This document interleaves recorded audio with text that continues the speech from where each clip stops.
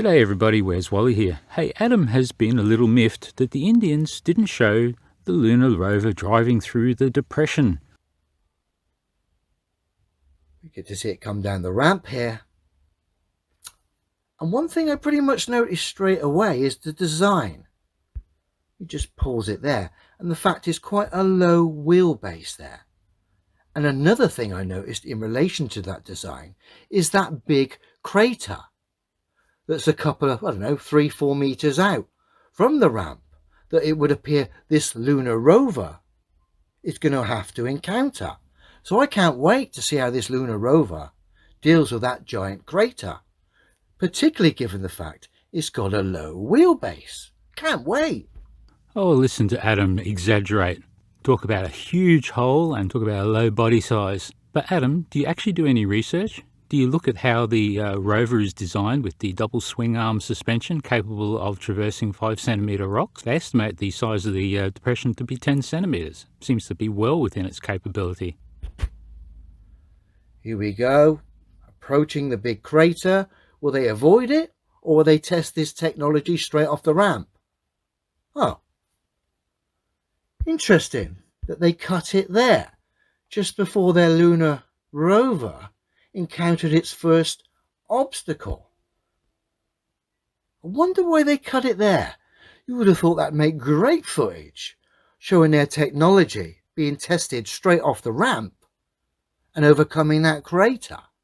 So you're not showing us your lunar lander overcome that crater?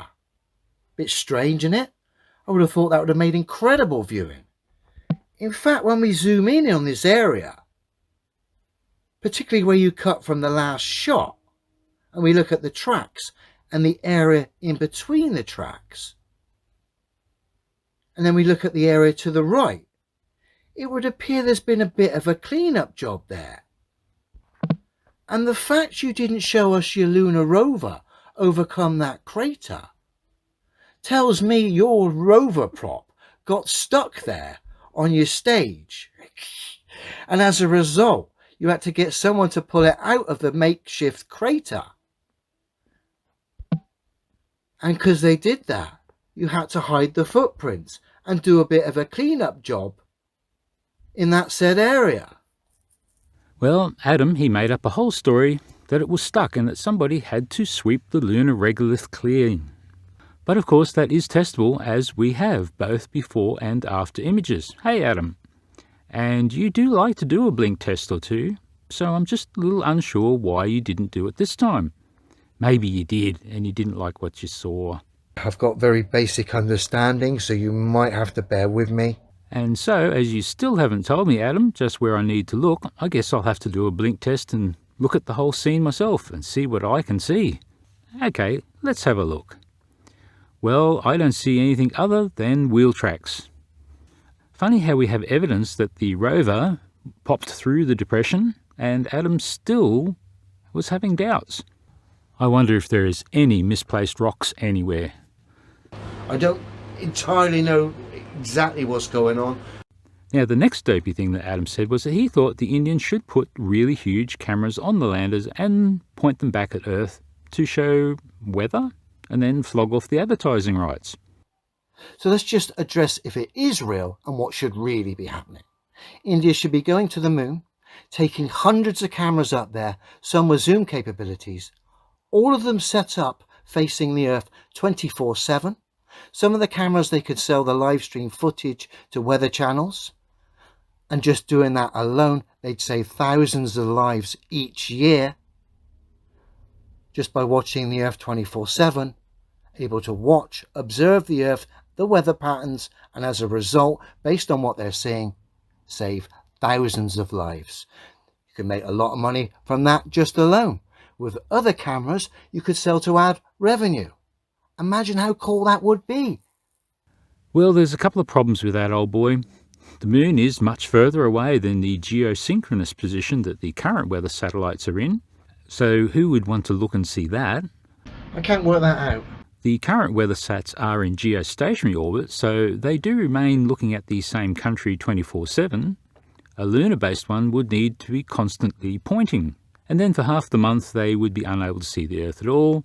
And when you could see the Earth, the countries in view would keep changing every hour, because the Earth is spinning and all at 1,000 miles an hour.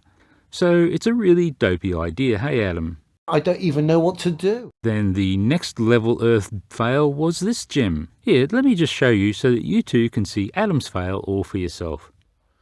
And we'll have a little look at the clip in question on loop. It's ridiculous. But like I say, see if you can spot the obvious problem. The docking portion of the mission was cancelled when visual inspection of the ATDA confirmed telemetry reports that the docking adapter shroud had not completely separated. Several different rendezvous methods with the ATDA were undertaken and successfully completed. Now this part is a kind of sequence. This is the rendezvous from above. We're coming down on the ATDA over the Indian Ocean. And so you really know you're moving. Here we're plunging down from above, and the ATDA is going across over the Indian Ocean. We've just passed the Sahara Desert. We're coming into less than 1,000 feet now. There's no question that you're really moving at 18,000 miles an hour, and you almost get the feeling, as was mentioned earlier. So, did you spot the problem? I suspect most of you did. The astronaut had told us he was doing 18,000 miles an hour in his spaceship, attempting to rendezvous with another spaceship, which we can see just out on our screen there on the right. And this did make for a very fast, wonderful story. 18,000 miles an hour in a spaceship in 1966. Wonderful stuff. The problem is, when we viewed the footage, we're left with only two choices here. One, some of NASA's lost moon technology involved an incredible braking and accelerating system. As we can see, the spacecraft go from 18,000 miles an hour, as we're about to see as it loops back round, apply a brake, stop dead, allow the other spacecraft to catch up, and then go from 0 to 18,000 miles an hour straight off the bat. Look at that. Incredible technology. Let's see it again. Lads, we're going too fast. Apply the brakes. Right, it's caught up. Hit the accelerator. Whee! That is some incredible technology, guys. Braking from 18,000 miles an hour to 0 in 1 second. Okay, let's let old mate Wolfie explain, and he's going to do a demo from his hotel room in some exotic country somewhere. Just like this, mate, I'm going to hold this sanitizer just out of the field of view and move it along with the camera. Just like this.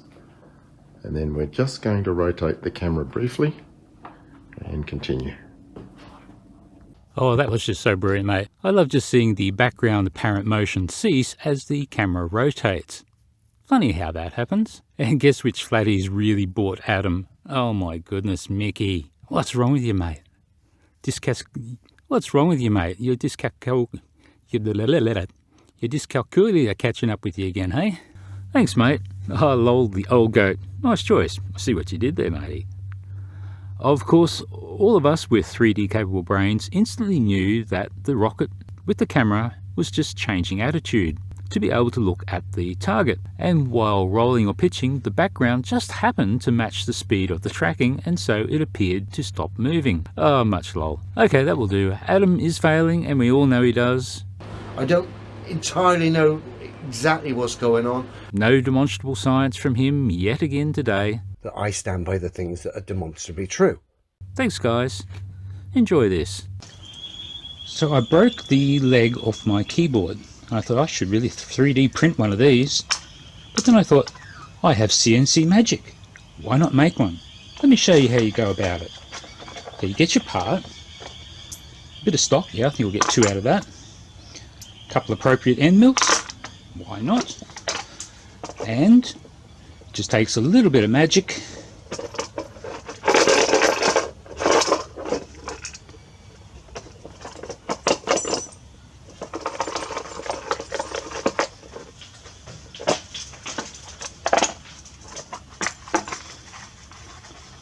Oh,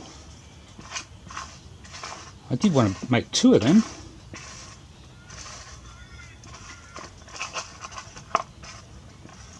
Ah, I did. Perfect.